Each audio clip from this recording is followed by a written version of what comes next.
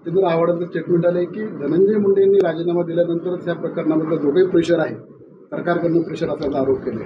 कसं बघता तुम्ही या सगळ्या प्रकारात? आता आरोपींबद्दलची जी हे होती त्याच्यावर पोलीस यंत्रणेनं कार्यवाही केली आहे. शेवटी सीएम साहेबांनी दिलं होतं की कुणालाही आम्ही सोडणार नाही. माझ्या माहितीनं आपल्याला माहिती आता सगळ्यांना त्या ह्याच्यामध्ये मोकाखाली गुन्हे दाखल झाले, त्यामुळं ती पण मागणी पूर्ण झाली आहे.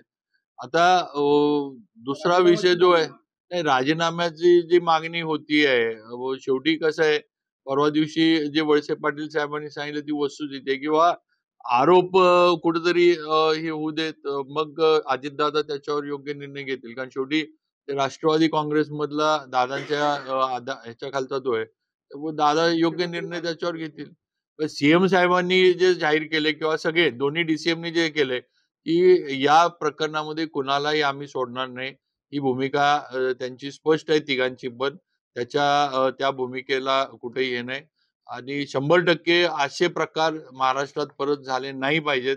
अशा पद्धतीनं आरोपींवर कार्यवाही होईल, शिक्षा सुद्धा होईल. की आता तर ह्या शक्तीपीठ महामार्गाची घोषणा मुख्यमंत्र्यांनी केली आहे. त्याचा अजून पुढची प्रक्रिया काहीच नाहीये. आणि शेवटी या महामार्गामुळं आता सध्या आपण म्हणतो ना, काय म्हणायचं आता, रिलिजियस टुरिझम म्हणजे आता म्हणजे टुरिस्ट पण येतात, पण ते धार्मिक स्थळांना भेटी देण्यासाठी, दर्शनासाठी येतात. तर ह्याचा आपल्याला खऱ्या अर्थानं फायदा होणार आहे. आता अ, घोषणा केल्याच विरोध लगेच करायचा. माझं म्हणणं आहे, थोडं ते शक्तिपीठाची मुख्यमंत्र्यांची जी संकल्पना आहे, ती आधी जरा समजून तरी सगळ्यांनी घ्यावी. आज समृद्धी झाला. आज समृद्धीचा फायदा सगळ्यांना झाला, जेवढी कनेक्टिव्हिटी झाली.